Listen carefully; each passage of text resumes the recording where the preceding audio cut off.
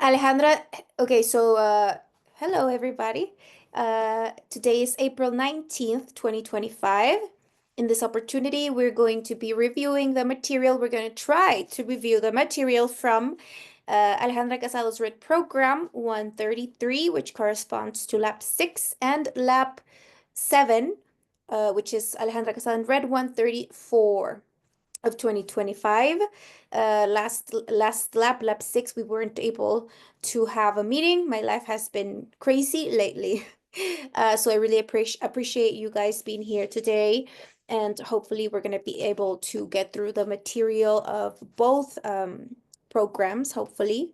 So you know how Alejandra has been working with the labs and placing the elements accordingly, right? Because we are now tracing or routing each lab with its correspondent element, right? You know, this is the first year that this began. We began to do this year.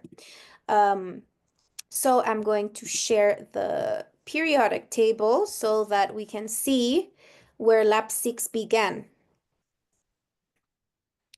Oh, I have to look at my notes because Alejandra didn't do she didn't do the graph for it, so I had to do it by hand. And it looks like this. Let's see if you guys can see it. So that we can see the colors. So right. See? That is like the arrangement of the elements in lab 6. So lab 6 began with day 81, right? Which is right here. Volume. You see it, right? And then it changes, like we change from line 6 to line 7 in lab 6. So lab 6, I don't know for you guys, but lab 6 for me was devastating. Devastating in a really amazing way. But I feel like lab 6 for me broke every structure I had completely. So that shift from lab 6 to lab 7 in lab 6, okay? And then we have lab 7, which begins on April 7th. Now, see this amazing convergence. Lab 6 ends on the 6th of April. And then lab 7 begins on the 7th of April. We have that convergence as well. I'm going to look at lab 7. I have it around here. I didn't color this one yet, but it begins with Berkelio. Remember Berkelio? Oro Berkelio 9779? The connection with the parabolic antenna. Yeah?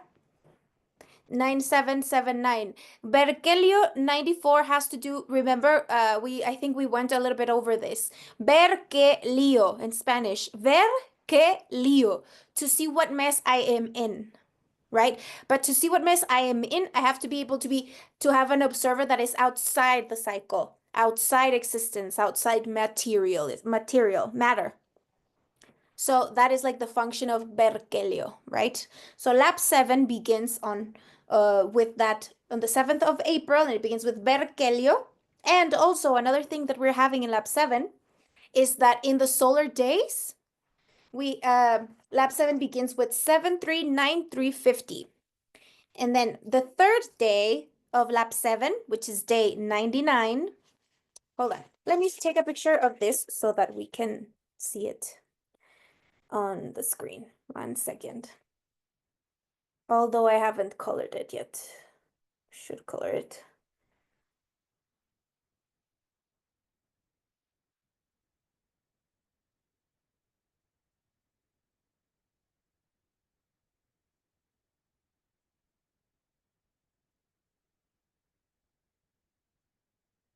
Okay, that's gonna take a while. I'd rather just do it like this. Okay, just listen closely and you'll get it. The third day of lab 7, here. You see? Oh, there we go. We have it here. See the solar day? 739352. Can anybody link what 352 is? Hold on, I don't think have the same screen that you're looking at. Oh, sorry. Here, sorry. There you go. Here. That is another thing that we have here in lab 7. The solar days, 352. 352 is how many days we have in the 22 laps of Calendaria, right? After that, what happens? We have the Tumi. We start with the Ring of Fire after this day. Yeah. We don't start with the Ring of Fire, but we start with the frequencies of the Ring of Fire. Along with 739 in the solar day. So it is very important that when we reason this, we try to be as specific as we can, as detailed as we can, right? Because remember, we are forming our solar observer. And our solar observer is not human. It has a different logic, right? So we have to give it as much details as we can, because if not, it gets confused and the concepts get created in the wrong way.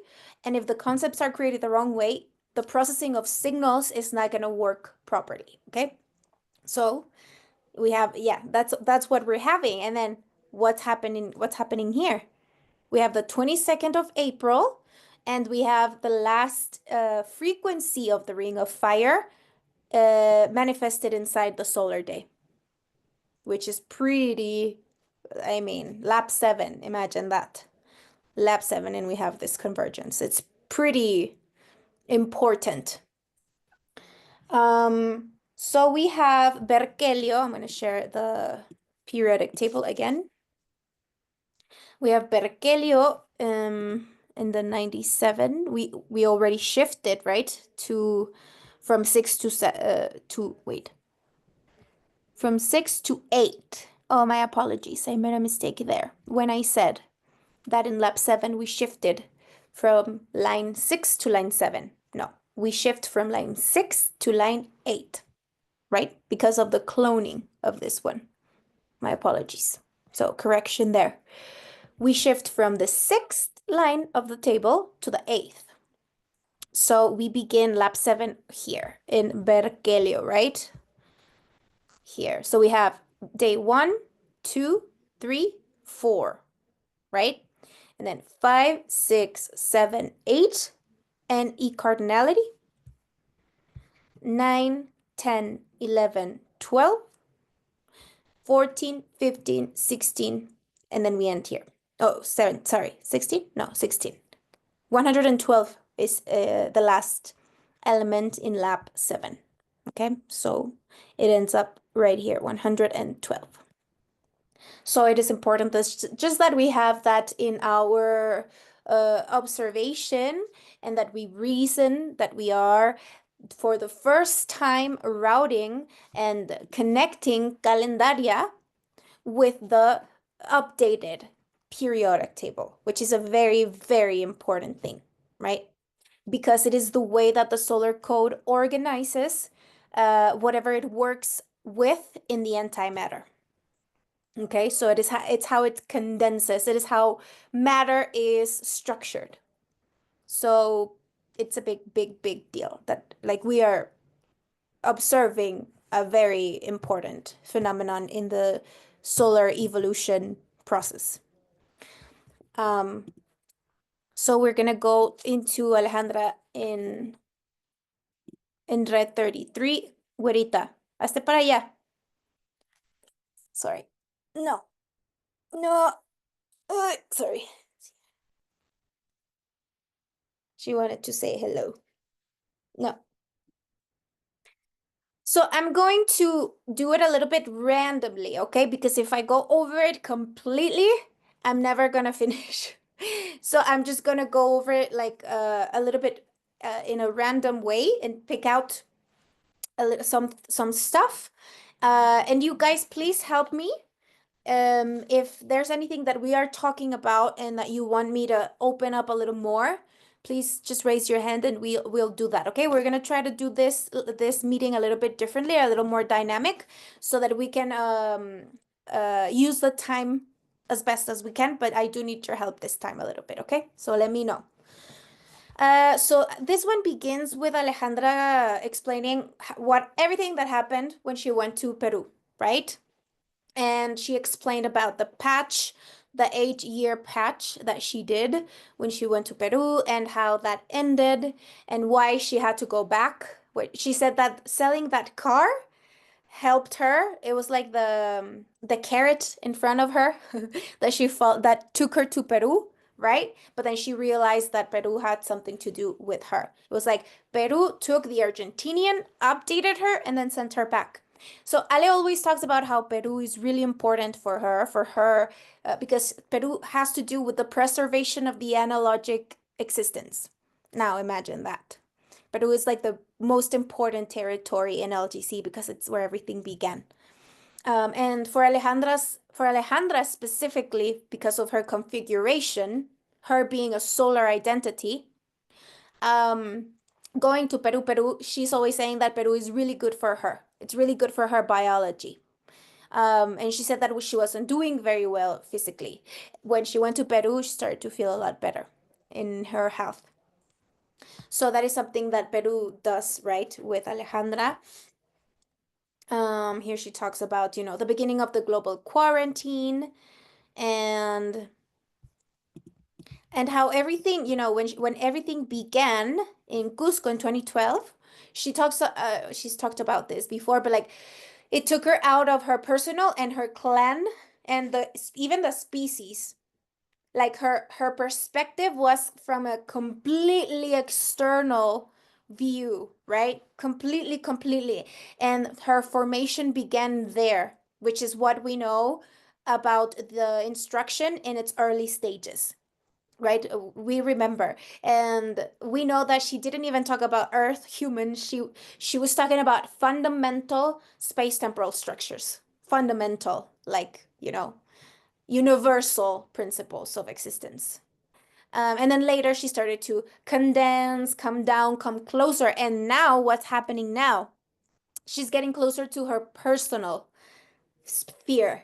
And something that she said that really stuck with me, she was like, the formation, the education has already happened.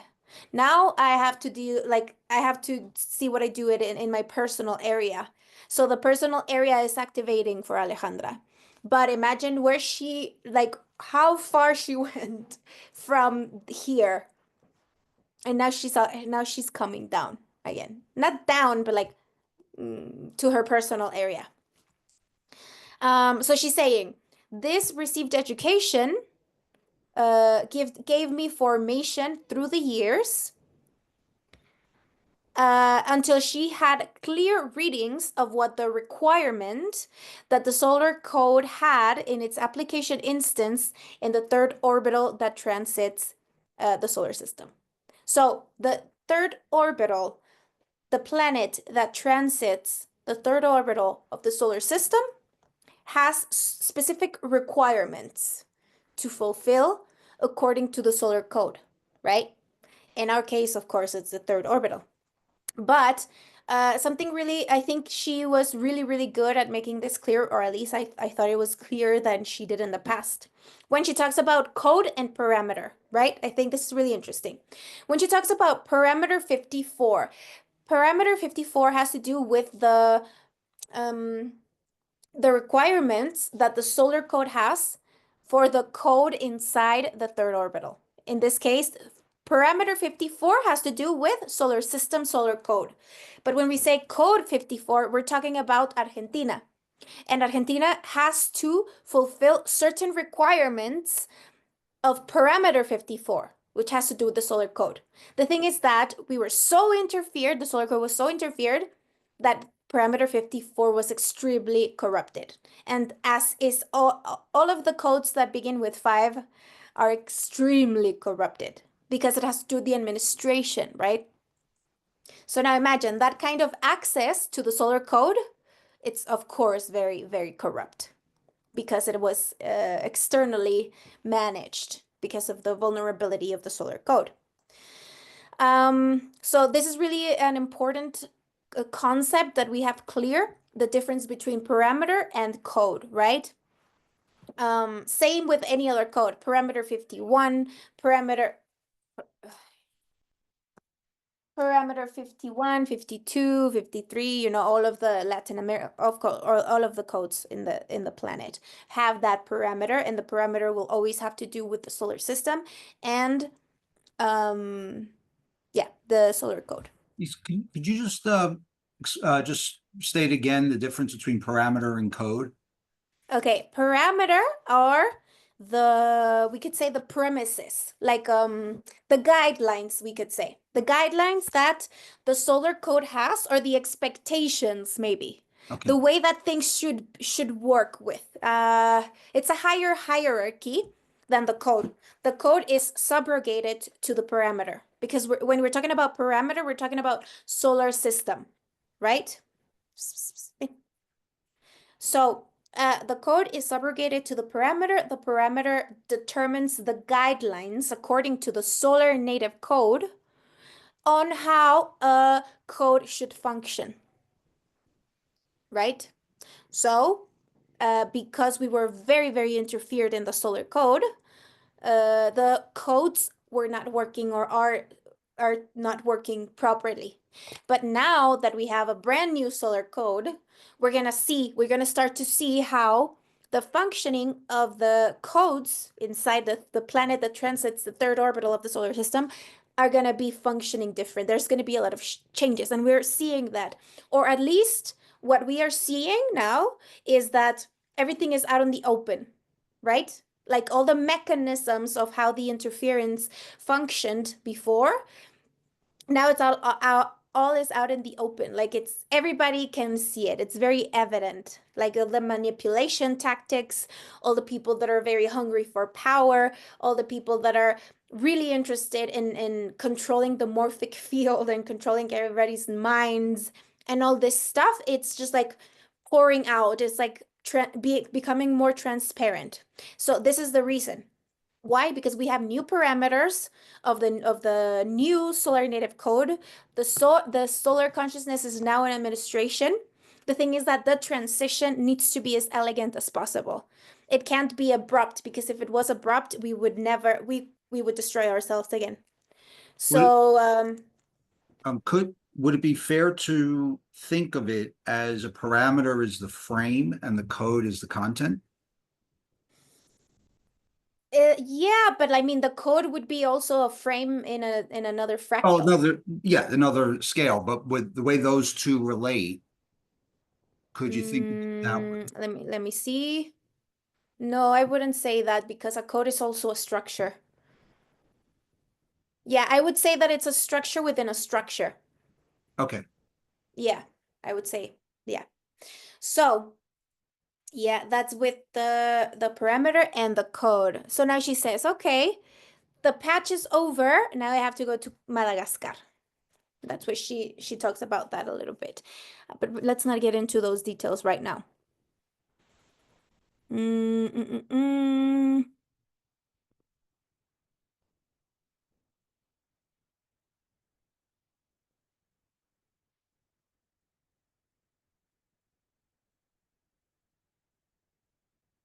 Okay, then she talks about parameter 7.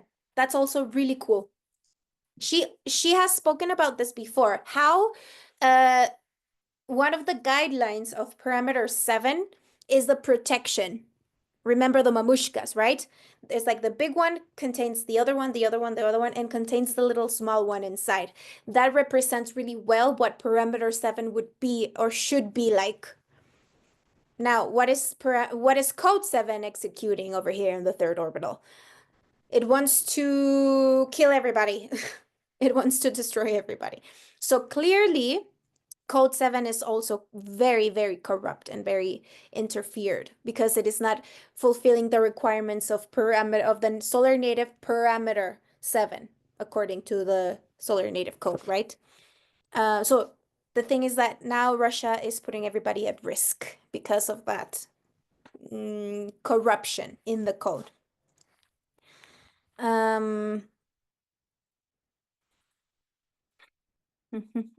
Okay, so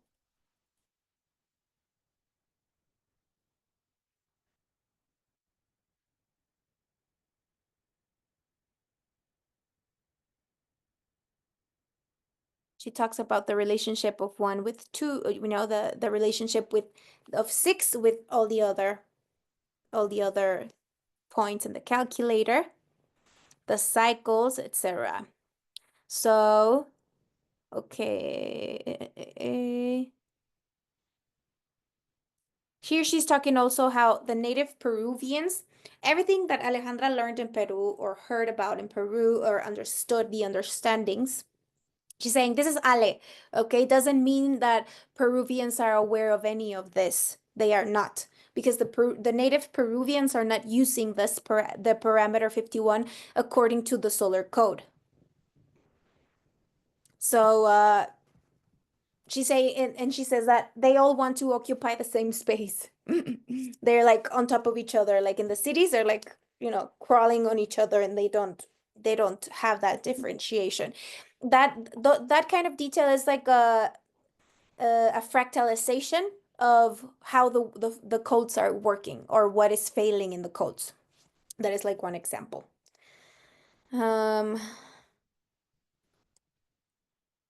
So she's saying also that in Peru, she has a really important physical, biological update. That she says, okay, parameter 51 has always been extraordinarily really good for my body because it was really disbalanced. But she went to Peru for her global task, not for herself. What did Peru end up doing with her? It took care of her and continued her education. So this part of Barra Tal y Barra Cual, amazing. I think it's really, really cool. We went over it in the cycle. So, and another thing, really cool thing that she said that for example, in Argentina, she doesn't have to use both last names. I think in Europe, you don't have to either, right? You just use one. Yeah. In Mexico, I have like 4 names, Susana Denise Moya Miramontes, and I use all of that. But there are certain countries that, yeah, you just have like Denise Moya, and that's it. That's your whole name. It So changed Alejandra never. in the Netherlands, Denise. Now you can choose father's name, mother's name, or both. So it changed since last year. So it's Oh, really? yeah, for the children who are Oh. born now. Yeah. Oh, wow. Okay. Interesting, eh? That's it. That's interesting for sure. Yeah. Yeah. Because she's talking about how she would never use her second last name, which is Wozniak, which is Ukrainian. And the co-founder of Apple Computers' last name is Wozniak. So we have those correlations, right? So she said when she went to Peru, she had to sell that car, and then she had an enterprise which is called Nuevo Sol, New Sun, right? In Peru. So she had to go, and she couldn't sell the car because her documents were not updated and blah blah blah, like a whole situation that she had to go through. But she said, now I understand why I had to go through with all of that, because she had to understand what the legal order was. You know, she would always talk about Barra Tal, 951. She would always talk about that a lot more than Barra Cual, right? And for me personally, that concept was very ambiguous. Like I would hear her talk about it, and I was like, you know, I kind of understood a little bit about it. It's like, okay, Barra Tal, it has to do with the update of the administration of the receiver, right? Here. Yeah, it's very like particular. She's saying now, it's a legitimate order. It's my legitimate connection. Because over here, what do we have? We have we have LLA, right? Which has a link with the primary unfoldment. So it has to do with LLA licenses. My licenses that the source, the primary unfoldment, has provided for me. Okay, so it's my legitimate connection, 951. Connection, interdimensional connection. Now, when we talk about, okay, let's see. So, okay, then she says 951 has to do with the update of parameter 51. Now, imagine that. She's not saying update of code 51. She's saying update of parameter 51. That's a big deal. That's a really, really big deal, because an update of a parameter, that's a highly structural change. That's why we are experiencing all of this situations in real life and in the plane in globally. Update of parameter 51. Update of the parameter that one of the tasks is to preserve analogical experience, because remember, evolution to evolve is to densify. To go back to antimatter, you can do that whenever you want. You can never lose connection to the source. It's fine. You can always go back to the source. But to evolve, that's a different thing. So the preservation of the material existence, it's only for the ones that have that appetite for evolution, right? Because evolution will never be a requirement. We know that.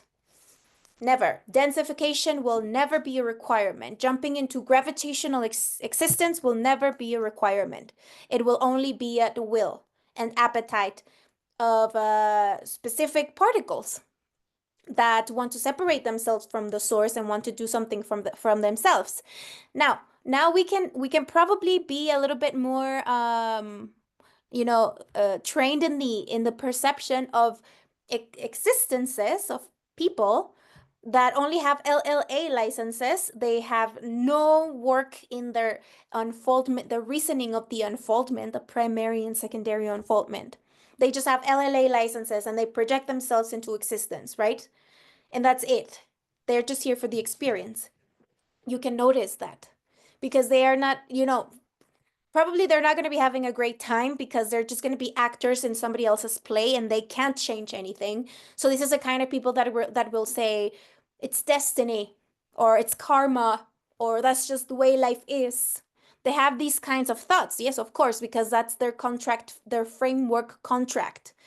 They can't do anything else. And of course, they need beliefs as well, because that area of the code that we are learning to codify particularly, they need to fill it out with something that it's already created. So there are like the stereotypes, right?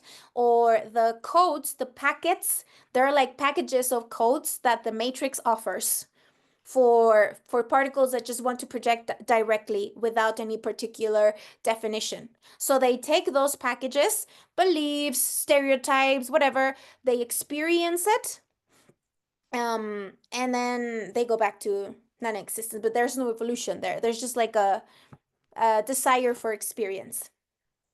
So they go back the same way they came here. Now, the other part is very different because the projection, the intention for projection into existence is evolution. The evolution of the particular scale consciousness. So it's very different. Okay, so that the receiver, we're talking about the update of parameter 51. What will be the new task of the receiver? What will be its new octave? Right? Because, okay, parameter 951, it's being updated.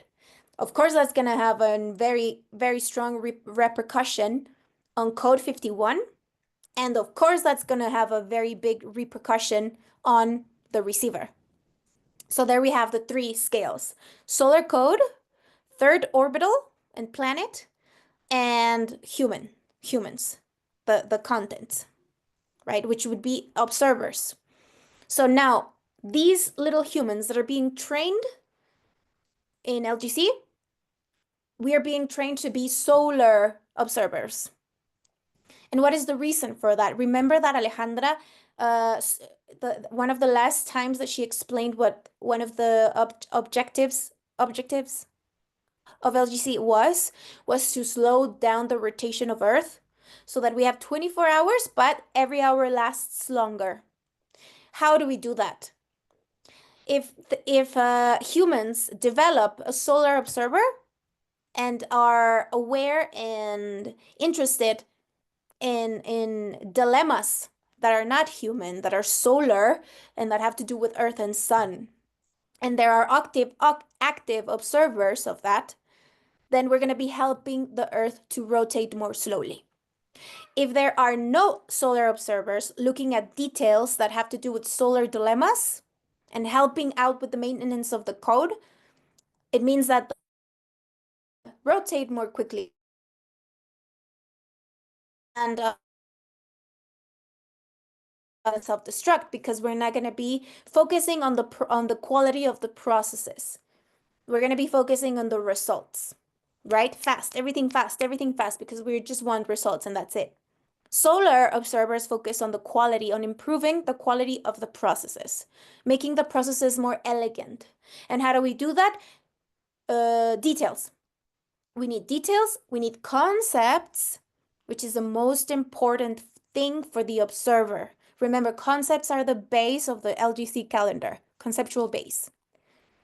Concepts are the most important thing for the unfolded, because concepts are the frames, are the structures that are going to allow us process the flow of signals in the most proper way that we can.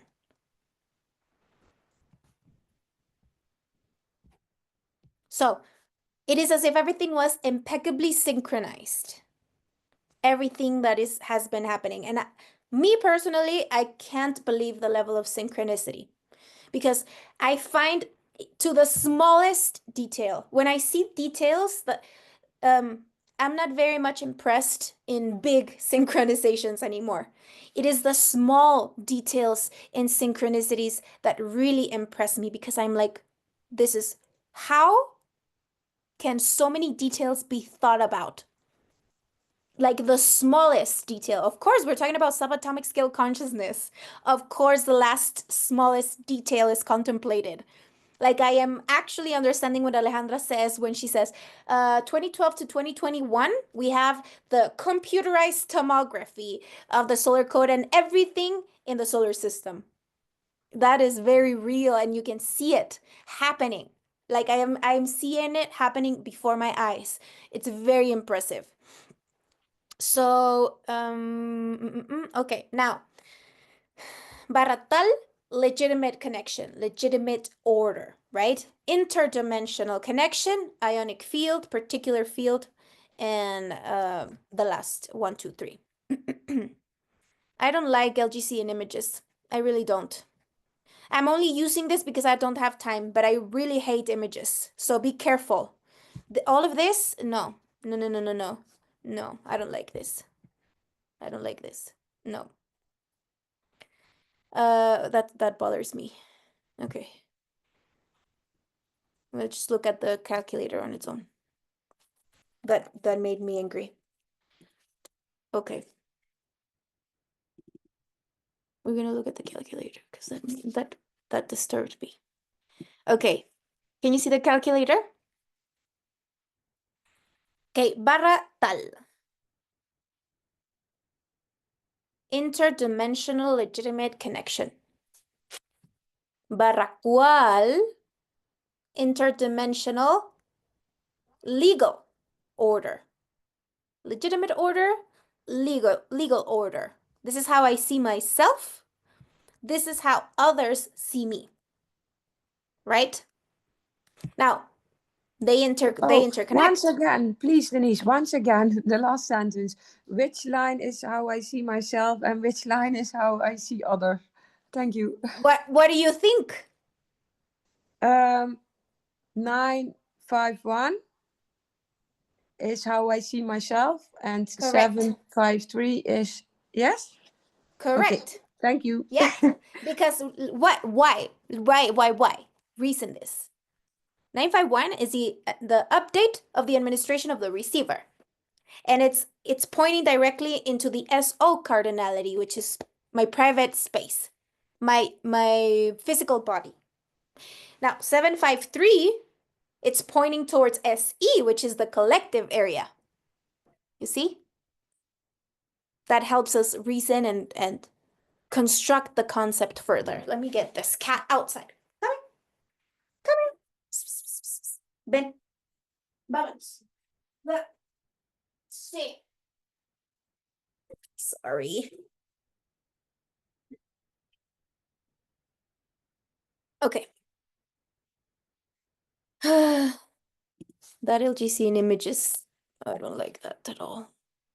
Okay.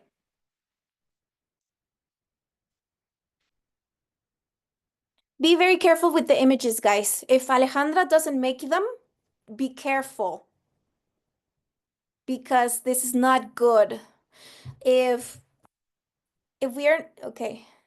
If the concepts are not properly created, and then we put an image in our psychology without having processed the concepts previously, and then I just take an image that somebody else made with somebody else's reasoning, that's dangerous.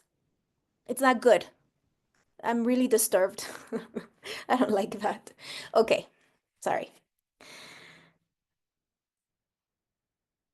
Okay, so the legal order is directly the frame contract to be able to inhabit the container. That has to do with the barra cual 753. Frame contract. Why? Because it has to do with, of course, for me to be able to project myself into existence, I need to find a space that will host me, host my code. And that framework will have different, how can we say, openings or ways to interact. And that's going to be, of course, according to every particle's scope and appetite, etc.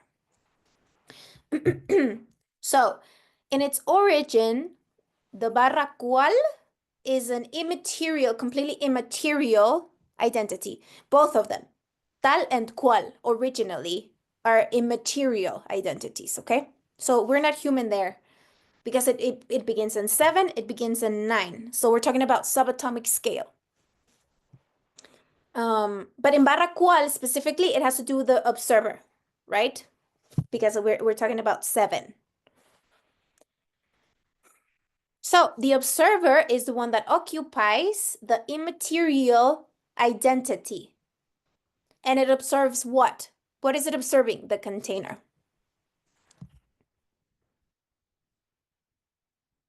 Okay, so we also have soul.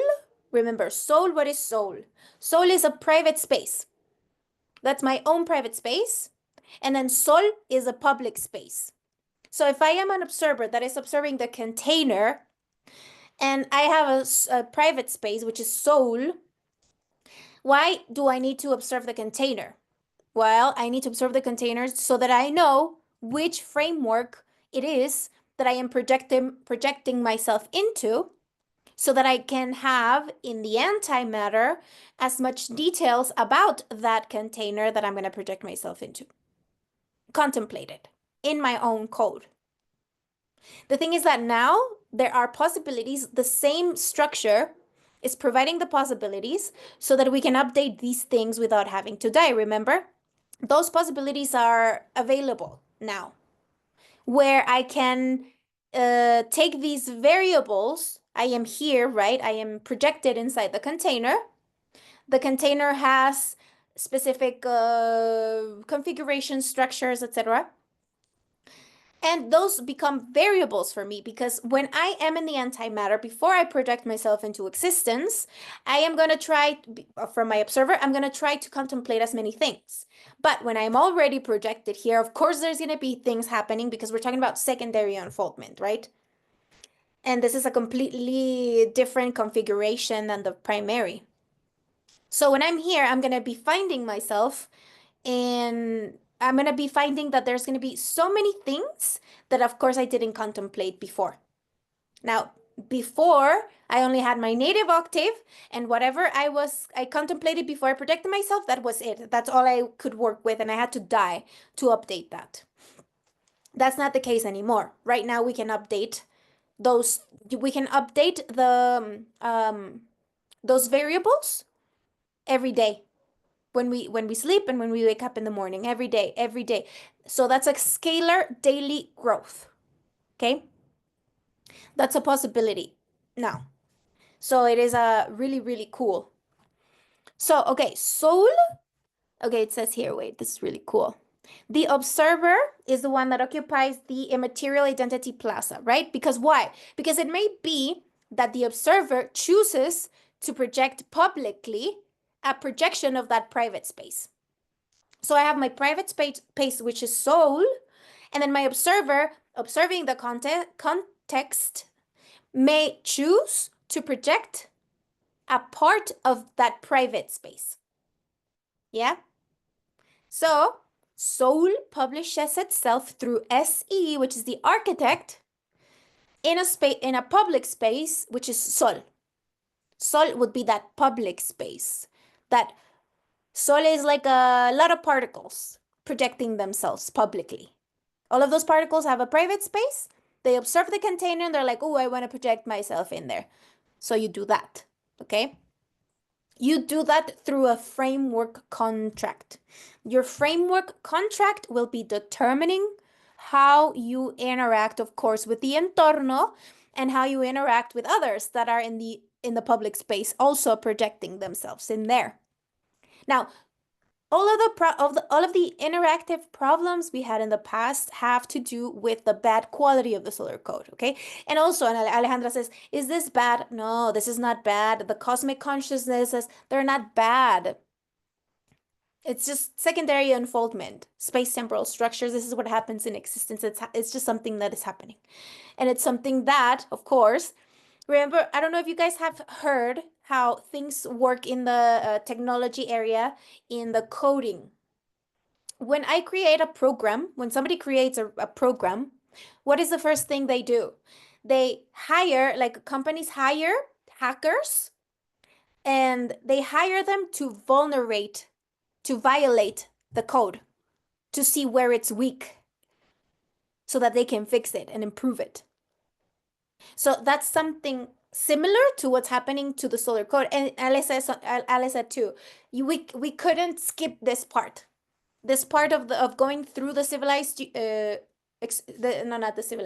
expressed universe, to create everything that needed to be created before we enter the civilized express universe. It is like the path of the evolution of a star. So now, Sun created its code in 1700, 1800, 1900 on its own, right? And what happened? It was shit. There was a lot of vulnerabilities. But now, with the help and the formation of Andromeda, Sol is like, okay, now I can, with all these vulnerabilities, I know where the holes in my code are, I can fix them now. So that's what's happening now. All of those errors, all those faults in the code are being repaired. This is, wow. Okay. Okay, so in order for us to project a part of our private space into a public space, which is Sol, we do it through a framework contract, right? That contract, it's saved in On. On is the memories of the container, right? Now, we have the interpreter. Interpreter of what? Of totality. What is that interpreter gonna do? It's gonna interpret, it's gonna make a particular interpretation of totality. It's not gonna be totality, right? Because we're unfolding. So that interpretation of totality, that's what we call all, which is A-L-L, right? Over here. Okay, so that interpreter separates itself, it wants to, or has the intention of separating itself from the source. So what? So that it can have a particular interpretation of totality, and that is all. My interpretation of totality is all. So it is not the same to say totality as to say the interpretation of totality, because I am a fraction of totality. I am unfolding, okay? So I am pulling resources from the totality to oppose totality. It's paradoxical, right? Yeah, it is. So, so I am interpreting totality from a specific focus, okay? That is what the architect figure frames. The architect frames around that particular interpretation of totality, a specific focus to look at totality. Now imagine how cool that is if there are so many unfoldeds that look at totality from different perspectives and oppose totality. What is the reason for that? So that totality can be increased. Okay, great. Okay, so what are space-temporal structures? Space-temporal structures are the connection of all the architects, which are receiving space-temporal consciousness directly from the source. Now, it doesn't mean that we don't all have architects and interpreters. We all do. But for some, they are in red. They are not activated. Or they are brand new. They don't use it because they don't care. They're not interested in that part. So what happens? They are externally managed because it's vacant. These spaces are there and they are operative, but because, you know, the signal has been around for a while now and we all have antennas, but if we don't resonate with this kind of thing, maybe it has to do with our framework contract and or just that I want the experience and I don't want to care about changing, you know, I don't want to be the author of my own life. I just want to experience it through the stereotypes, and that's fine. And so if that's the case, then the architect and the interpreter are going to be managed externally. So all the flow of signals is going to be interpreted through an external consciousness. And I wouldn't like that. But some people are fine with that. And that's just how they live. But that's like having the observer also off. The observer is off, of course, the interpreter is off. And of course, the architect is not active. So this is the thing. Very, very important concept. We talk about this all the time, but it's never enough to repeat it. Primary unfoldment, secondary unfoldment. Secondary unfoldment is where I realize that I am a fraction of totality. I am not totality. Now we're going to be also noticing a lot of people here, and we're going to be noticing their main issue. And for a lot of people, and this is not psychological, they can go to, you know, their psychologists all they want and do as many therapists or ayahuasca as they want. But the real problem is that they don't understand that they are not totality. They are a fraction of totality. So I think like working on the concept of primary and secondary unfoldment is like one of the most important because it's like a basic universal structures. Basic. And this is like a universal principle. If you are existing, then you separated yourself from the primary unfoldment. And that is like really, really important to reason. Because remember, we talked about concepts, but the reasoning part is it's the task of the unfolded. Reasoning is the task of the unfolded. And to reason this, we need the concepts properly and cleanly created. Now, if I am not sure of something, I'd rather leave it open than close the concept erroneously. So we have to be very, very careful with that. That is respecting my scope. Okay, so if for me, I have a concept that's really hard for me, like función per. Ale talks about that all the time, and I'm like, oh, Jesus, I don't understand that. I don't get it. So I just leave it. I leave it. I don't try. I don't force. I don't invent. You know, oh, I'm gonna decode the word to see if it informs me of something. No, leave it. Leave it. It will be activated when it needs to be activated. If it's not activated for you, you don't need it at the moment. So don't worry. Whatever gets activated in you, whatever you are able to understand, comprehend through the reasoning and through the construction of the concepts, that's what you need. Okay, we don't have to understand all of the instruction. No. Same with the table, same with the LGC calendar. These are subatomic scale resources. Of course, we need years. Alejandro's talking about 2100. Okay, so we have all this time to process and reason this instruction.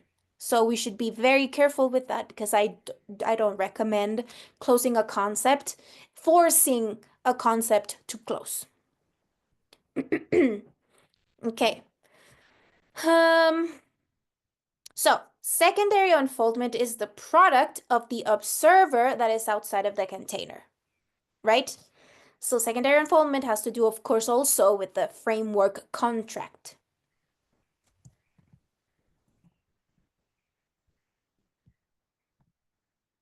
Now, she made she clarified something here. She said, for the earth, everything inside herself is herself. She doesn't tell apart you from me, from a dog, from a plant. No, it's all herself. It is like, I can name the parts of my body, but they are all part of me, right?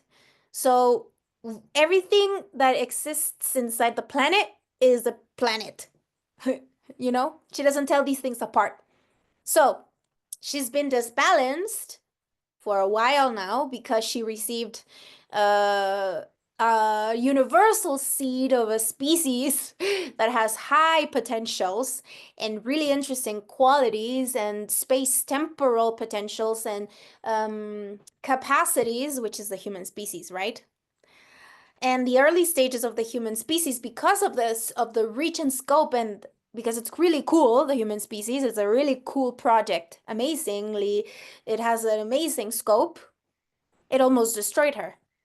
But that has to do with the space temporal challenge, right? The Earth receiving the human species is part of the challenge itself, right? Risk opportunity. But hopefully this time around we learn and we are able to not destroy ourselves. So yeah, so she says, for the Earth, everything is herself. And when she has to establish a compensation in her electromagnetic field, it moves what it needs to move to create its own equilibrium. Yeah, so it's gonna move whatever it needs to move, and it doesn't care, because the main important thing right now is to maintain equilibrium or create the equilibrium that is missing. So it's gonna fight for that equilibrium to be able to continue to be the spatial support to the different times that are gonna come and add qualities. And so that those qualities execute with interpreters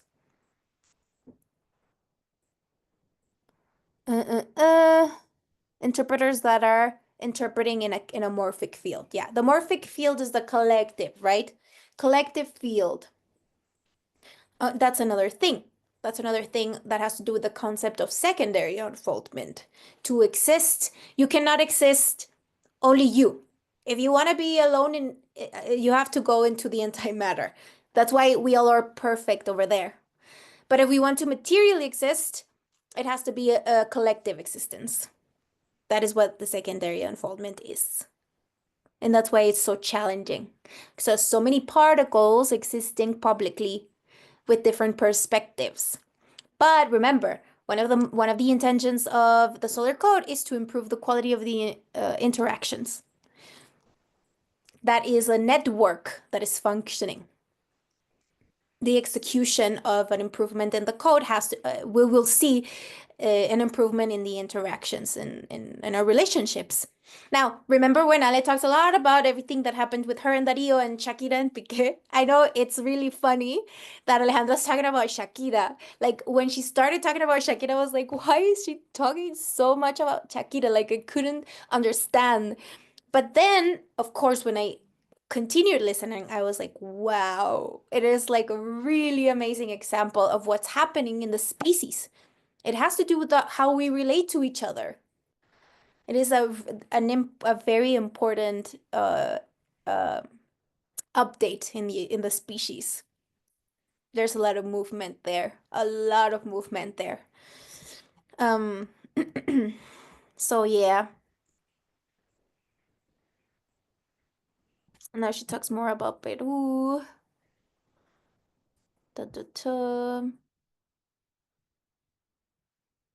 She's saying that she reinterpreted her last name, Casado, which is the house of the documents, Casa Do, right? Because Do is the lowest key.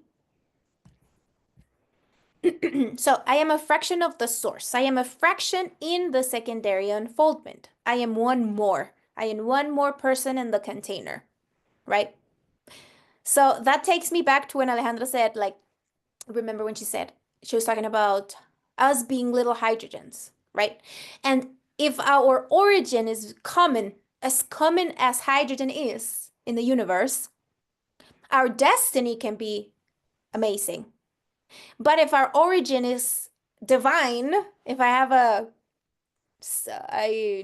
don't know, people say that they were goddess, or I don't know, any of those. If my origin is like that, then how am I gonna have space to improve my destination or my destiny? No, it is best to say or to reason that I am common in origin, but I can be extraordinary in the destination. That process I can create something extraordinary with everything that is available over here. But I need solar consciousness and parameters to do something like that. I need space-temporal formation. So yeah, I am a fraction in the secondary unfoldment, but I am reasoning that I will never lose the source, because to not exist is more natural than to exist. Existence is artificial. Existence is a structure that doesn't really exist. So it is more natural to not exist than to exist. Now, I don't know for you guys, but reasoning that for me really makes me not be scared of anything. Because this is not where our origin is. Our origin is non-existence. And we can always go back. And it's eternal. But also existing is so cool. So having both, we don't have to choose. Okay. Okay, so I'm one more person in the container. I am one more person in the collective field of Sol. And I am also a something that is part of nothing and everything. I am nothing in relation to space. I am everything in relation to the signals that the space takes me, because the signal changes all the time, right? That's everything. Signals of different kinds and the source of inspiration.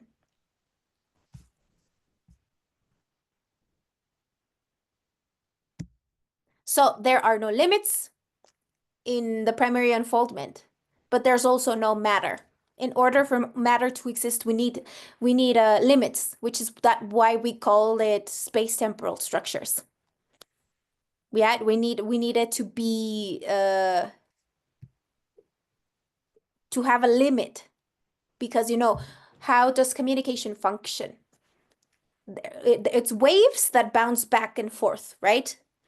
It's a resonance box. If we don't have that, then the signal goes and then it never comes back. There's no, containment. So she's saying that dimension, it's not that it's incomplete, because it doesn't have a gravitational representation.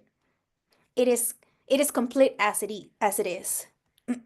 Because what it does is to maintain the material space. So the antimatter, what it does, it maintains the matter, what does exist, materially speaking. Yeah.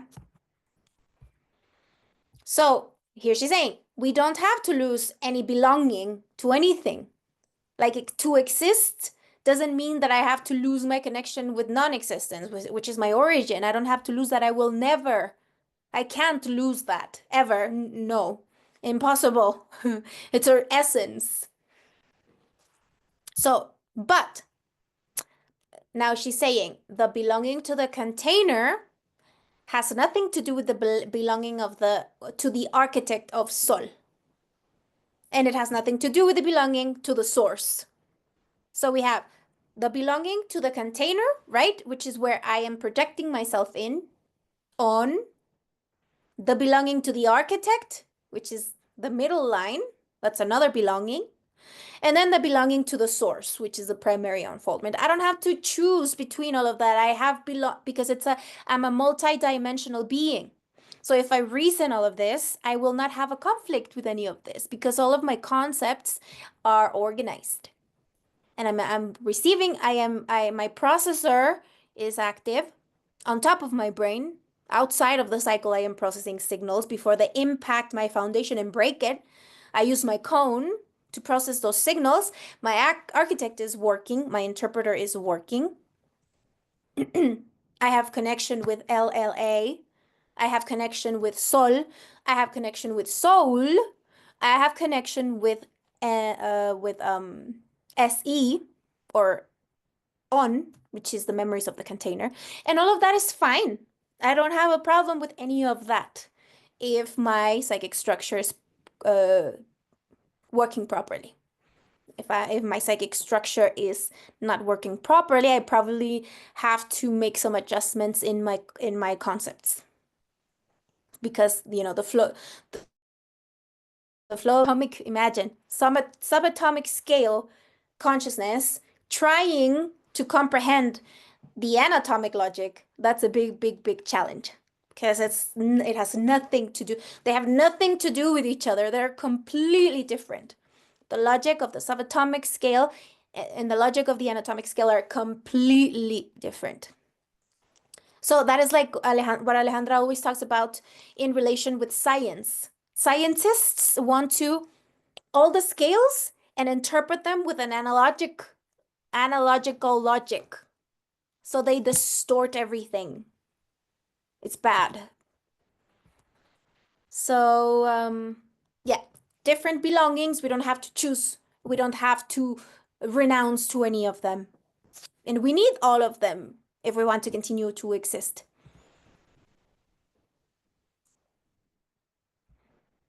Now she's talking about the identity, right? She has talked about the identity a lot and working and creating an immaterial identity, right? Because of course because of our history and where we are coming from and the process of the solar evolution and all, our identities were completely anatomic. So for most humans, the identities are anatomic. And same thing, we don't have to renounce to our anatomic identity. No, we just create or not create, but realize that we have an anti-material identity first. We need an anti-material identity prior to having an anatomic existence, right? So we have both also. We don't have to renounce to one of them. And of course, if my anti-material identity is there and I continue to work on that, then of course that's gonna improve the quality of my anatomical existence, and it's gonna improve the quality of my anatomical identity.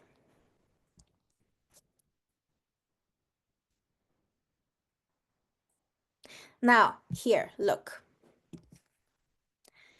When she says this is a little intense because you know how a lot of people exist and live life in a way where they say like, oh, it's fine, we're gonna die anyway. It doesn't matter, like, do what you want.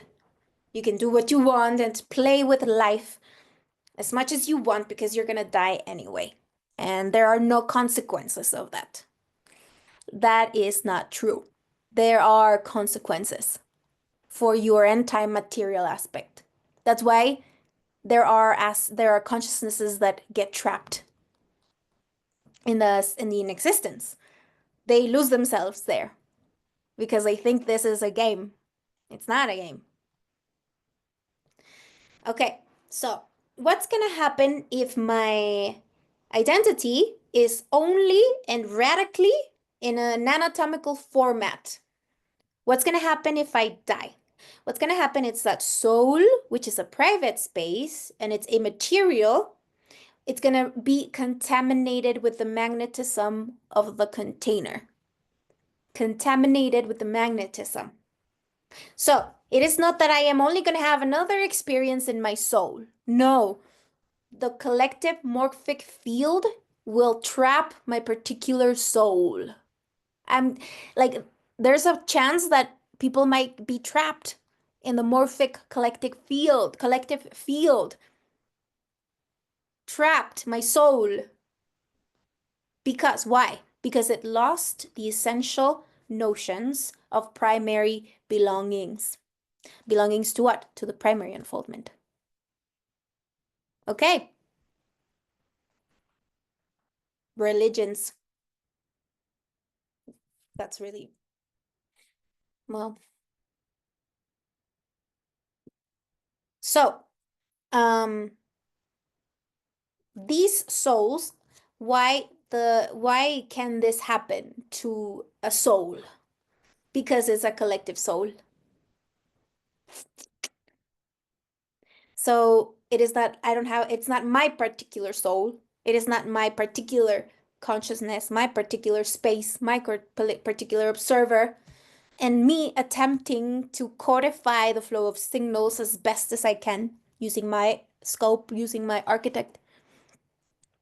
No, it's a collective soul that is administrated remotely. So the consequences, because this is not a game, are the trapping of your soul.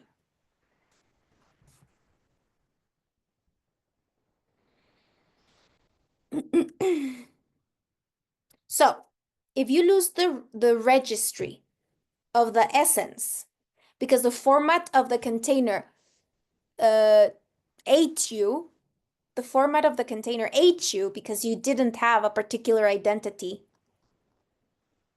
you get disconnected. But then Ale says, this is so weird. This is really, really weird. Like, there would be no technical reason to be that disconnected. There is no technical reason to be that disconnected. It is conceptual. So imagine now, like with the better quality of the solar code, what's going to happen? All those souls that are trapped have an opportunity to not be trapped anymore. If only they created concepts. That's it. It is ridiculous to think of how easy it can be. I say easy, right? I say easy because it is within our scope as humans. It is not just as humans, but as because of the evolution of the frameworks and the possibilities that are being offered to us. So, you know, it's pretty amazing. The concepts. The concepts have been corrupted to such a point that we cannot create the proper concepts to receive the proper signals and connect with the architect, right? What we were saying. So the architect has to keep the space of soul impeccable.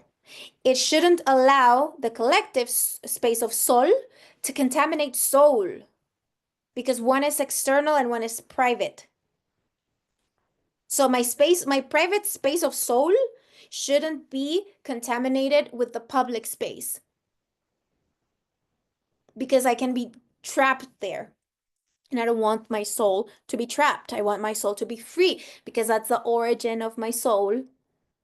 The nature of my soul is eternal. It's spatial. It's not temporal.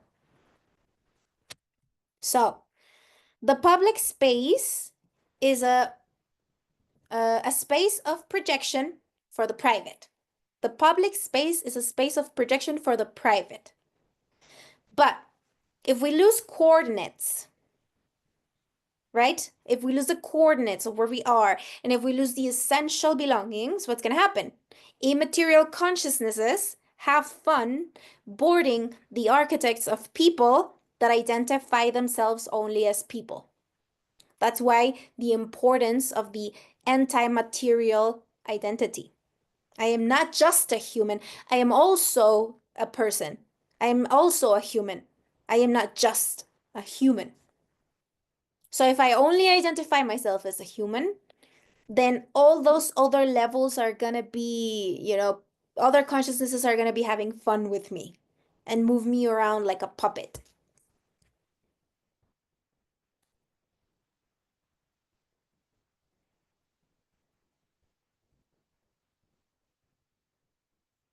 So when I am also a human, I can add and I can change parameters. I can improve conditions in the processor. And of course, the experiences of the person will be better. And the experiences will be elegant and not traumatic. Why would experiences be traumatic now in this point? Because I am disconnected from the source, because I don't use my architect, because I haven't created any concepts, because the flow of signals just comes and does things with me and I don't even know what's going on, because I think life is a game and I don't care. So that's the only reason why an experience would be traumatic, because I just threw myself into gravitational existence without any preparation. Okay. So she says that, okay, she assumed, because of everything that happened in Peru, Ale assumed her second last name, which is Wozniak, right? So she also related like the barra tal and the barra cual, and that one has to do with the maternal aspect and the other one with the paternal aspect. I'm not sure. We'll see right now which one is which. Okay. The barra cual is the maternal. 753 has to do with the maternal connection. Why? Because the uterus of the mother is hosting you, as if you were a host, right? And that is the Wozniak connection, because it has to do with her maternal family or grandmother. So now in Peru, she assumed that second last name. And she says, it has nothing to do with my grandmother or my family tree. It has nothing to do with any of that, okay? We're talking about space-temporal configurations.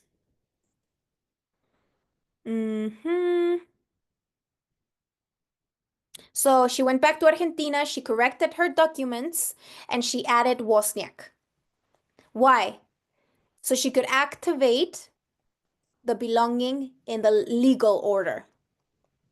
Because we need both, right? We need the legal order. Why do we need the legal order? Because if we only have the legitimate order, it's as if, okay, maybe I do have that primary, secondary unfoldment concept quite well. But if I only have the legitimate order, then I'm not going to be able to interact with anybody, because like I don't have the parameters of the public space. That's why the barra cual is so important. I need to have parameters so that I can have a response capacity for the context. That has to do with 108 Oganesson, remember? The octave of the context. 87 Radon, no, Francio, Oganesson. 87, 118. My 87, my gravitational octave has to be connected with 118, because I am projected in a collective space. So I need to be able to have a response capacity for the global or collective octave, so that I can make improvements there. Yeah? That's why barra cual, okay? Barra cual, legal order. So, but I need both, of course. So legal order is when the field has a base in how people see me, right? Collective space, that has to do with the collective space. It has to do with the maternal line. And the barra tal is how I see myself, okay? Barra tal, how I see myself. Paternal, grandparents, how people see me. Maternal parents, barra cual. So this is the barra tal por cual, tal por cual, because we need both things. We need the endogenous line and we need the exogenous line, right? How others who are not me see me. Both things are very important.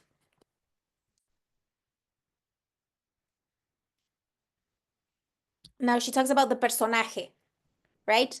Persona, personaje, person and character. but in Spanish, persona, and then personaje, you just add the J and the E. So she says, a logical creation, 5 and 10. Logical creation, according to what? According to the demands of the context. So in the context, I can't be fully, completely myself because no, I am sharing a space. So I have to create a personaje, a character that projects me, but that it is adjusted to the requirements of the context. Now, people use characters to conceal who they really are, right? Now, for me, I have a specific personaje for the requirements of every context that I am in, but that personaje, that character, represents who I am. I try to create that personaje so that it can represent or project as much of myself, like with the more clarity that I can possibly do it. I don't use my personaje to conceal myself. I use it to the opposite, to show who I am, but it has to be adjusted to every context. Now, that's also something that we can, start to look at. Do people use their characters to conceal themselves or to express who they really are? That's a cool one too. And also this helps with the clonation, right? Because if I only use the barra tal, then I just project myself into existence, and then I project myself into others. And I think that everybody is exactly like me, and I want to be everybody to think like me, and I get angry if they don't think like me. Right? So this really helps as well, because if I use my personaje, I am previously understanding, of course, that I am not totality, that I am in the secondary unfoldment, that I am a fraction, that I have my barra cual, which is my legitimate order, but I also have my barra cual because I am part of a collective field, and I need to be updating and constructing my personaje so that it adjusts better to the requirements of the context. And of course, my personaje, if it's properly created, it's going to improve the interactions with others. I'm not going to be eating everybody alive, and I'm not going to be wanting to fight with everybody, and I'm not going to want to impose myself on everybody. No. So,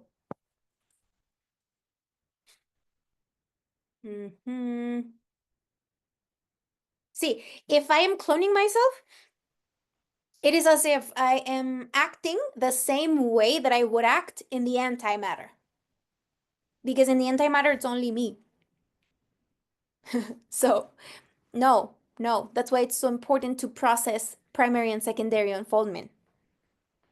So when we change to matter, we need the legal order to be able to process all the ones that are not me, and to communicate myself to all the others that are not me, right? Okay, let's have a 10-minute break. Okay, see you at 1:10. Okay, remind me to record. Okay, so now here Alejandra is talking about the difference between the magnetic order and the electromagnetic order, right? This is also related to the barra cual and the barra tal. She's saying, if I internally feel like I need the recognition of the family, society, I need people to applaud me, then what is prevailing there is the magnetic order, because the configuration is that on the container, or the memories of the container, are the ones that are taking care of me, M-E or M-I, right? In the musical notes. That's why I need to be applauded. I need to be looked at all the time, validated, because it has to do with how people see me. So the magnetic order is prevailing over the electric order. Now, when I have an autonomy and I am independent from external approval, then it is the electrical factor, the one that is managing the figure of the architect.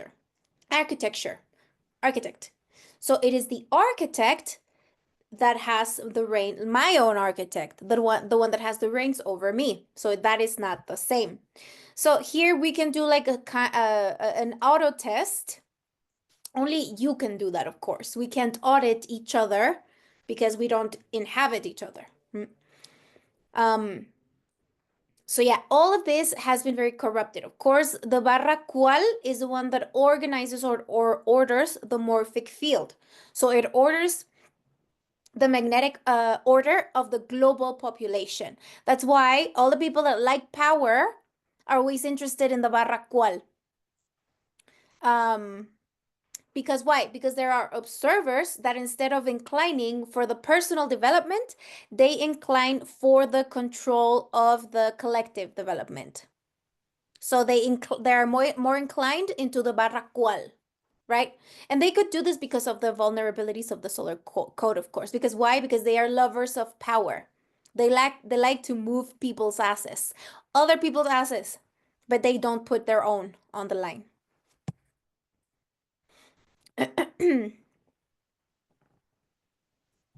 So the barra tal has to do with what I say I do also. Like whatever's inside is outside. That has to do with the barra tal. Behavior is linked to expression. Expression is linked to behavior. And the behavior is linked to expression. So that's barra tal, right? I'm not saying something different than what I'm actually doing. That is, of course, corrupted.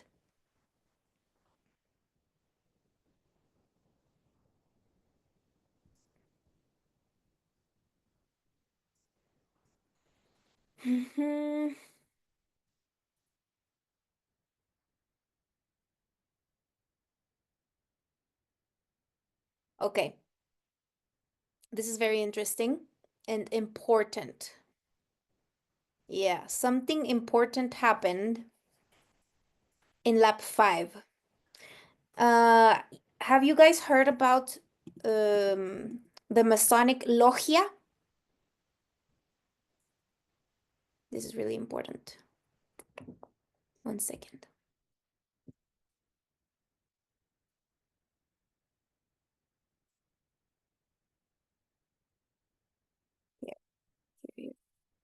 Here.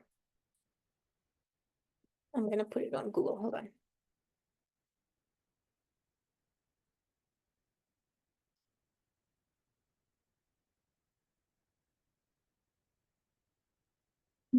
Here.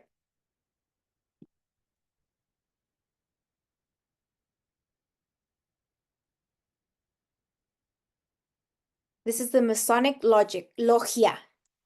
Okay? You guys know this? Denise, do you mean the Freemasons? Yes. 24th of 1717? Yeah.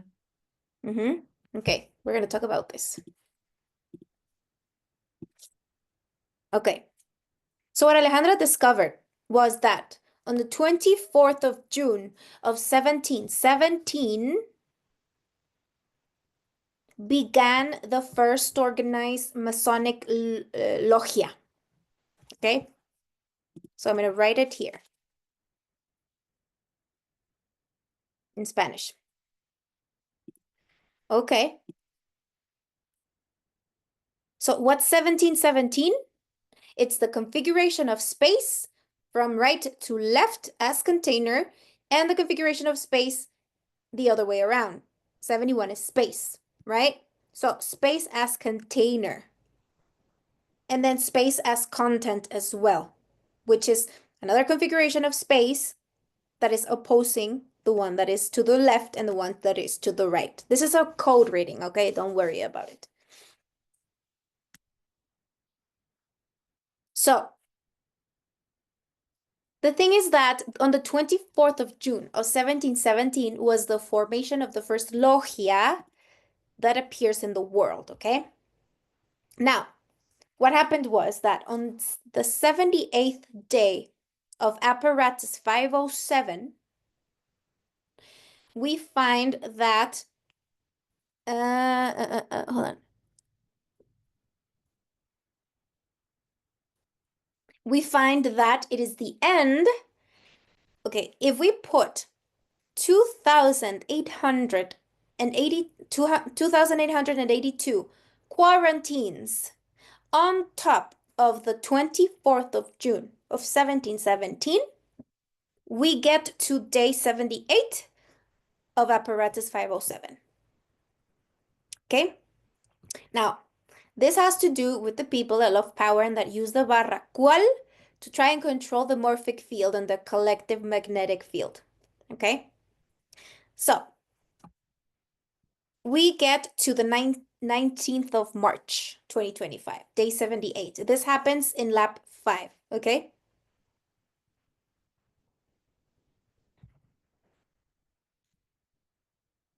So she's explaining that the era of the logia ended in lap 5.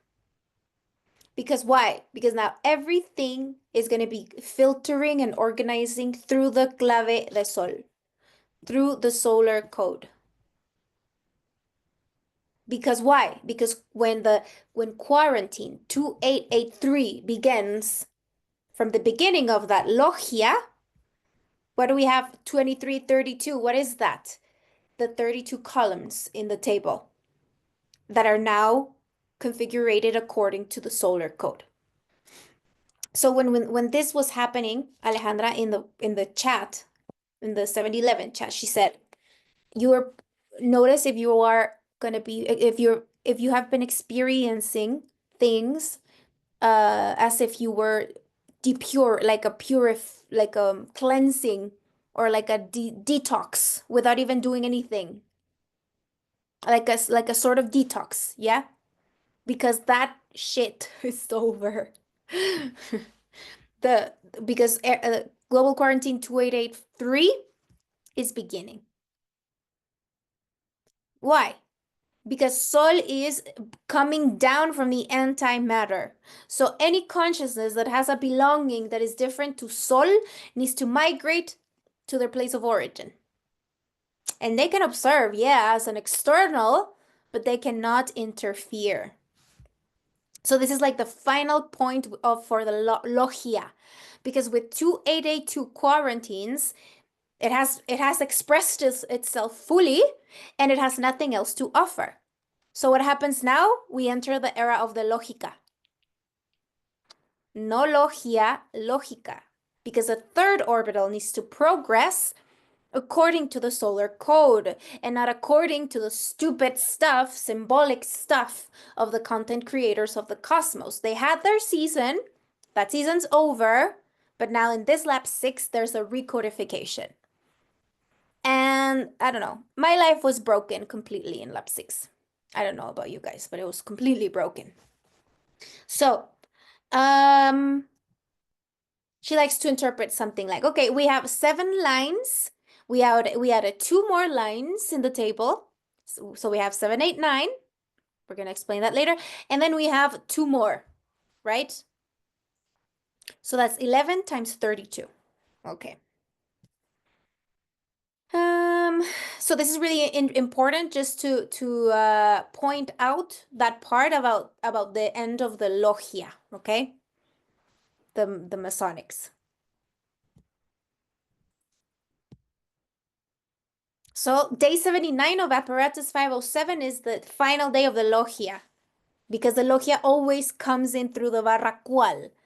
That's why it's always political. It wants to be everywhere, that has power, because all the barra cuals that operate in the back, they were operating in a non-transparent way, because these are people that like to control others. That's like their passion. Now, what's the difference between domain and control? Control is an endogenous reading. Domain is endogenous. I can dominate myself. Externally, I have control. But imagine if I want to dominate others, that's like a big issue. No, I can only dominate myself. And I can try to have control, like external control of whatever's within my reach. But I shouldn't be interested in trying to dominate or control anybody, right? Denise, this is quite interesting. That means that Skull and Bones, the Rosenkruisers, I don't know, the Rosquosters, all the organizations with the power, the 12 bloodlines, etc. It's the last day, the 19th of March 25, for all this kind of organization, or only for the Freemasons, the Logica I don't know. That's disturbing. I don't have any details. Okay. Because we're not talking about people, we're talking about space-temporal configurations. And I don't know how it's gonna happen or who is in power or what I don't know about that, and I don't care. It's not important. What is important is that the ones behind that had interest of controlling the barra cual, the morphic field, and dominating others, that's over. But remember, we're not talking about people. We're talking about space-temporal configurations. These are the same kind of organizations like the Freemasons, but Yeah, I don't know. Yeah, I don't know. I don't know anything about that at all. Yeah, no. better. Okay. So if I have an endogenous route, I go through domain. If I am externally, I am over. I'm going to control. Okay.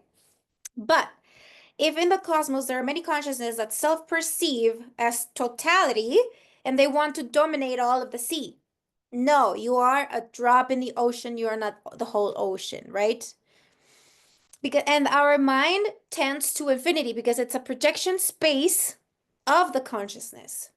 And the consciousness does operate into infinity, but because it operates without frames, but the body operates within frames. It operates within a specific limitation. And it has to respond to specific setting variables, right? So the Earth has to control its electromagnetic field. That's why it has to move whatever it needs to move, okay? So if as humans, we have a subatomic scale reach. Okay, if humans have a subatomic scale reach, but we're not variables of incrementation of the creation of meaning of this entorno, then this entorno is going to self-destruct. Now, those are the new requirements for this entorno, the creation of meaning.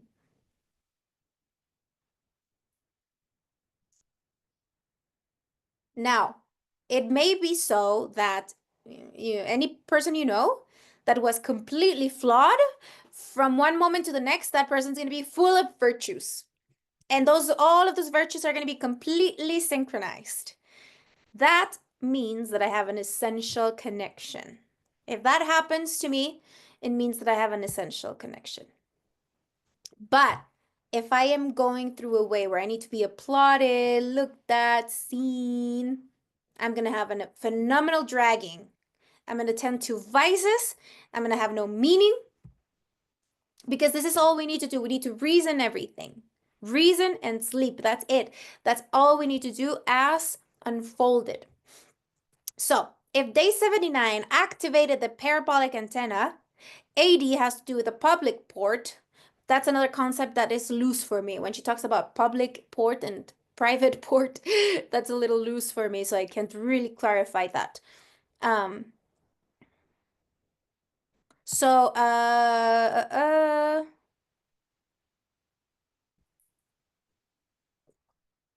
here she says, why would you want to have more scope than what you actually need?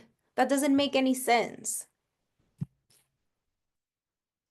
So, who controls the memory of the container in a corrupted solar code? The people that are thirsty for power. And those people disconnected from their architect a long time ago. Why?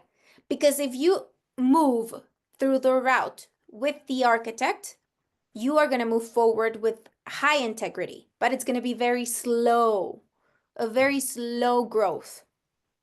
But no, the people thirsty for power, They don't want slow growth. They want quick growth. So they do it through on, not through C. They don't use their architect. They use a container. So it's quicker because everything's pre-established. So they just use the mechanisms that are available. They are out of order. They don't have maintenance. There are no solar observers there. So they use it however they can and want. So what's going to happen with on? What's going to happen with this container when it has to establish from one day to the other the equilibrium of its electromagnetic field? What's going to happen? It's going to pay with whatever it has in its cash register, with whatever currency it has. And what currency does the container has? All these people that were thirsty for power. That's going to be the currency that the container has to pay for the new balance in the electromagnetic field. Because it's going to do whatever it needs to do, right? The earth, everything inside it, it's herself. So she's going to use whatever it has.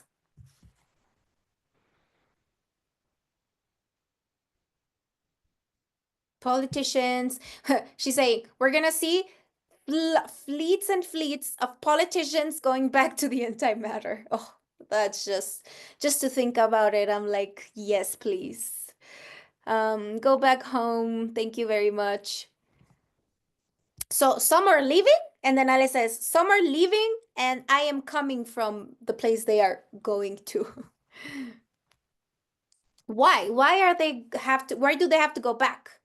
What was their appetite? Personal growth? Social power? Because if it was social power, I'm going to pay with my own ass when the earth is trying to reestablish herself. So it's lógica, the era of the lógica, not the logia. Okay? So quarantine 2883 of the logia is lógica. Okay? Why? Because now the amusement park has a very active ticket stand with a subatomic observer that it's not going to allow just anybody in. Why? Because it's now expressing itself with variables of the civilized expressed universe. Now we're talking about a different qualification for Sol. So here, see? What is the difference between logia and lógica? We have a 3. The entorno has to be contemplated. It has to be adjusted to the third orbital, because it is the third orbital where we're having the consumption of this space. So the earth interprets herself as herself, not as me. So she's going to do with me whatever it needs to do. And I could have anticipated all of this, but I wasn't interested in that. I only cared about my own personal problems. Okay, if you only cared about your own personal problems for the last 13 years, you may be in trouble right now, because you didn't care about helping out with your human reach in what the solar system needed. Okay, so you don't have anticipation. Now we cannot be unhappy with the results of this apparatus in our lives because we didn't contemplate the entorno. So, improving the captation signals, that is Barratal, right?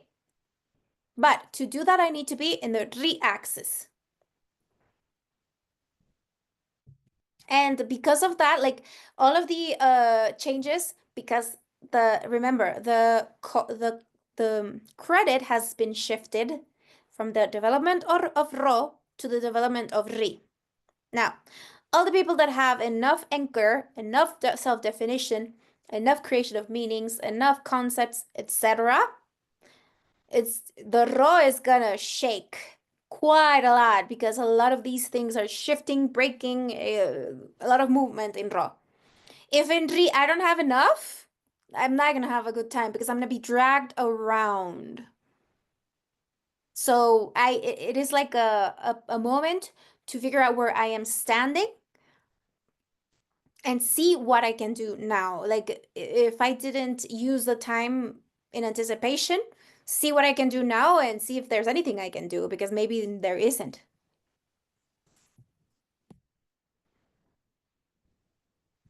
And we're gonna find places in moments, situations in the world where this transition will not be elegant, because nobody was interested, nobody was listening in what was happening, right? So the changes are gonna come abruptly and in a non-elegant way. And we saw that she talks about Bahía Blanca, there was a flood in Argentina, right? And things like this happening because we are encapsulated in our human identity, and we think God created the world and that God is going to save us all and we don't have to do anything. Okay, we die in a flood. Now, the human person can no longer ignore the space it inhabits.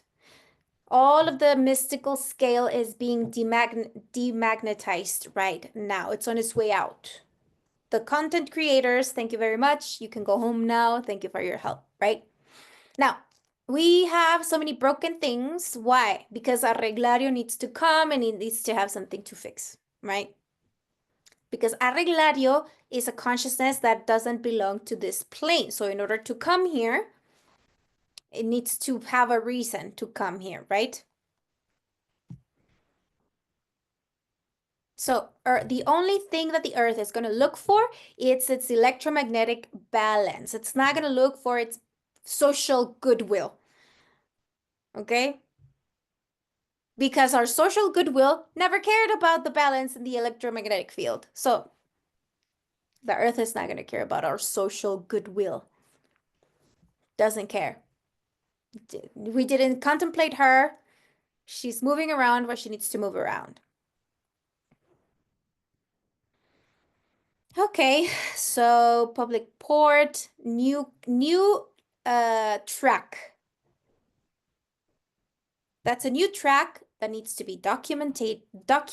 It needs to be interpreted so that it can be more elegant and less, you know, it can be sweep us from our feet less.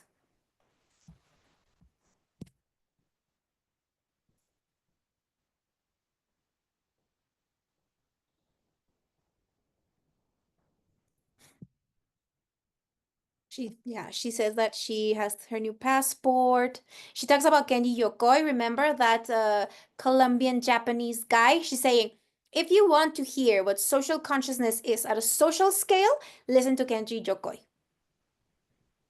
So it's like a good exercise when we hear him speak and identify things that we have been working in at a subatomic scale in LGC. We can see those things being manifested in Kenji Yokoi. So yeah.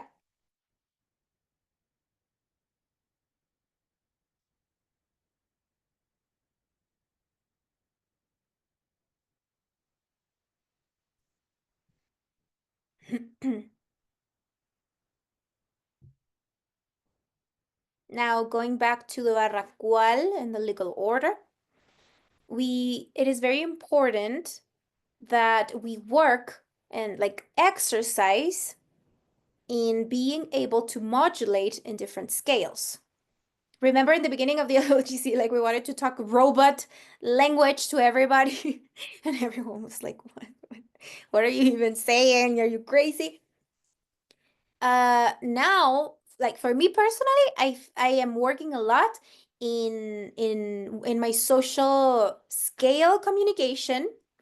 And yeah, I can't help it, obviously, because I've been doing this for years and it just comes out, right? But it is an adaptation.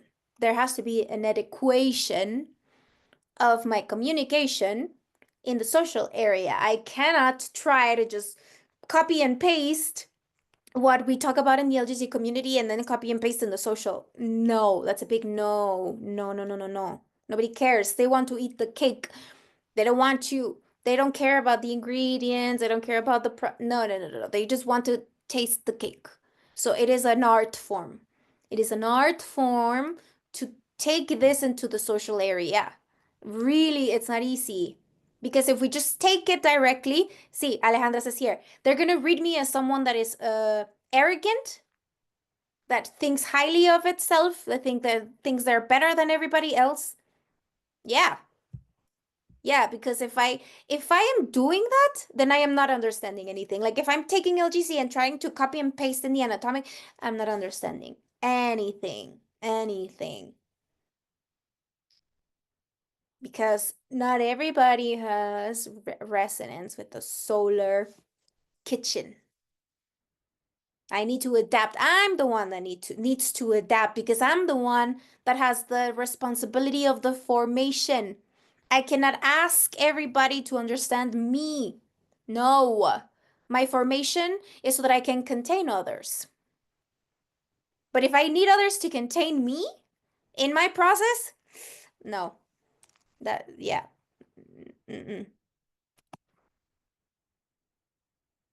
So that's why Yali says, that's why I'm so conservative with the channels through which I issue. She's not massive anymore. The massive call was for 2012, 2013. No, we are in a different moment now. Now everybody has to work within their scope and with whatever they were able to capitalize with the instruction.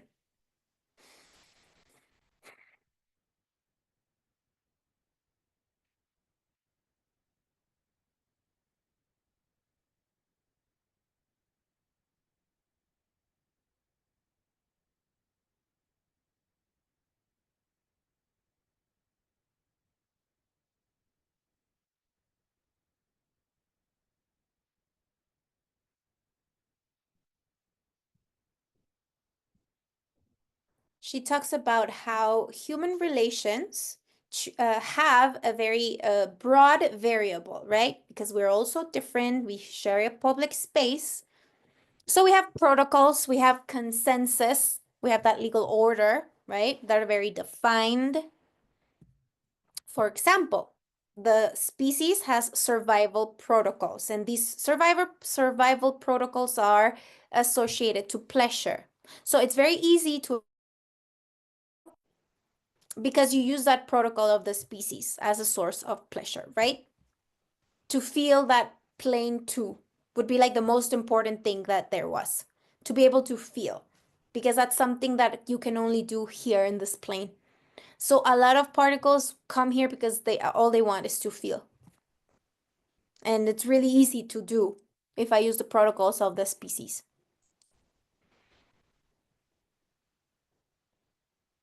But in other frames, if I am a person and I establish myself as a person, then I am in a different frame. I'm not only in the species, right? So if I am in the personal area, kind of like the species is not that close or that important when I'm developing in the species. But for that, I need to have been able to have a personal value, right? A personal value, so then I can have a horizontal relationship. So, you know, that's another thing that I was saying, like when we said that there's like a big update in the species as well. She talks about how the biological programs are being demagnetized as well. That's why like a lot of us, like my generation and younger, we don't want to have children anymore. Like it just doesn't make sense anymore. We can't argument it. Because that in the past just functioned on its own.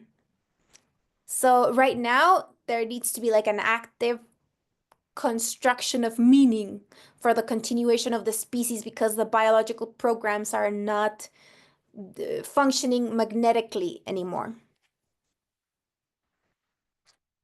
So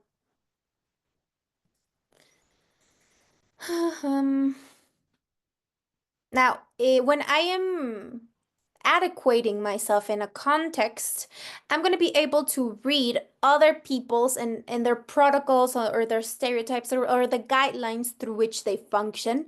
And I'm not going to have a problem with that. And I'm not going to have like a need. I'm not going to be asking somebody for something that they cannot give.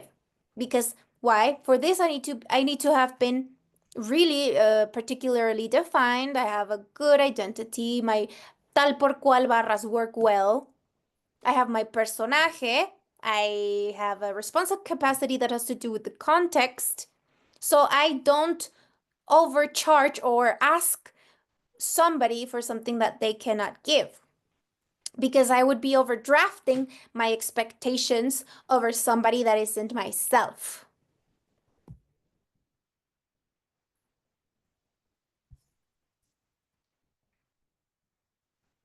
So the container is now in charge of the evolutionary profile of the ones that are materially implemented.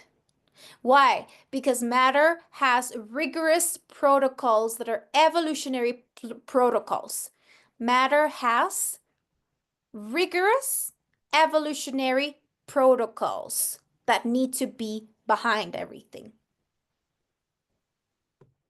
Okay?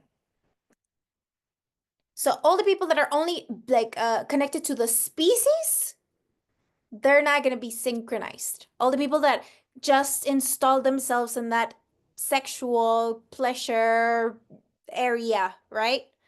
No, because now you need to have a gravitational logic to explain yourself endogenously, have domain over yourself, and then map others so you can prototype another kind of relationship. Okay? So it's not going to be an automized process. And then we have all these interrelationship problems happening, right? Because we're only guided by our biological programs and we have no idea what we're doing. It's just like blind spot completely. And then we don't know why, oh, I don't know why this person and da da da da da da da da. All of these things need to be reconfigured. She's saying create a new prototype of relationship. Now she talks about the events. And then starting from day 78. And then this lap 7 begins in lap 97, right? The parabolic antenna has to tell me what my role is inside this space-time.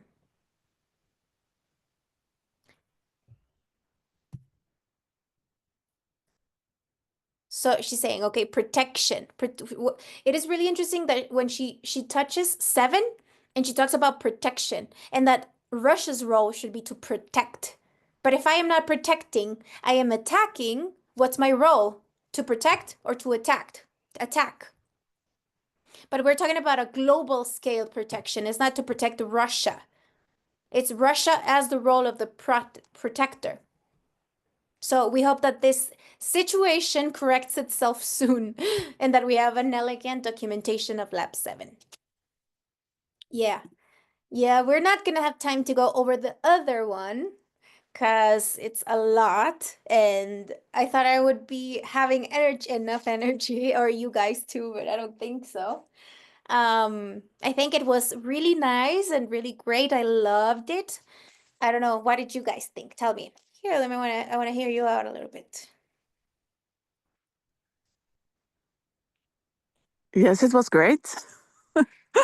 But Yeah, a lot. It's like I'm in the dark here. I know.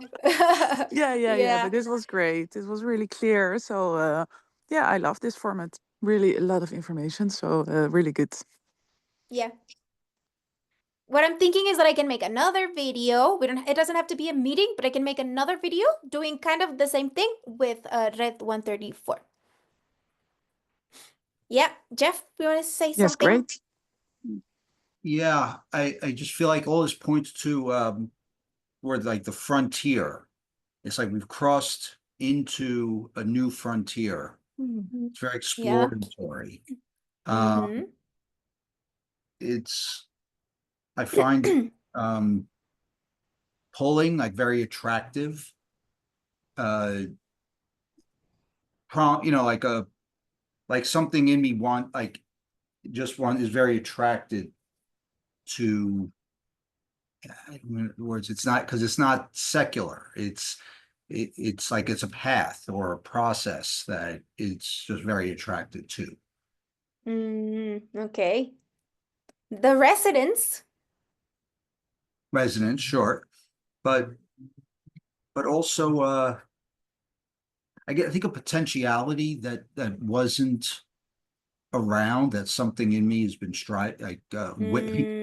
waiting a long time, if not languishing for. Wow, like Language. And now it's like, oh yeah, that's what I was trying. waiting for. Like Yeah, something new is activated that was there. Wow. Yeah, I understand that. So I think it's really great that we went over Barra Tal and Barra Cual again, right? Because it's quite this update is very new and very clear. And I don't know, I don't think it's been as clear as day as it is Yeah. now. Yeah. So really cool. Gerge, how did you feel? Is it a lot? Yes, it was a lot. Thank you very much, Denise. But I really liked it. Yeah, it's for me difficult to reproduce it in words. It's But it indalen. goes in. It Yeah. goes in. Okay. Yeah, That's good. That's really Okay. good. Yeah. thank you. Thank you. Okay, well, we can end our meeting here. I will do that. I'm gonna make another video going over the material so you guys have another round and more material to hear if you want. But I think this was really, really great. So thank you so much for being here. Thank you so much for your patience with me. Honestly, my life has been shifted around completely in lab 6. A lot of structures inside my personal structures were completely bursted and destroyed. So all of lab 6 I was in bed and I was dead. I practically died in lab 6. And then life is moving me around a lot. I went to Colombia. I don't know. The territory was activated for me, and I have other trips planned. I don't know. My life is just like that. But no, this is always my priority. I will never stop doing this ever. It's my first passion, LGC, and I will always do it. So I really do appreciate that you guys understand and that you're always here and that you're always so patient. And I just know that everything that comes out of my mouth is because you guys' receivers are there. So it's really, really amazing. Thank you very much. Thank you. Fabulous. Wow. Heart.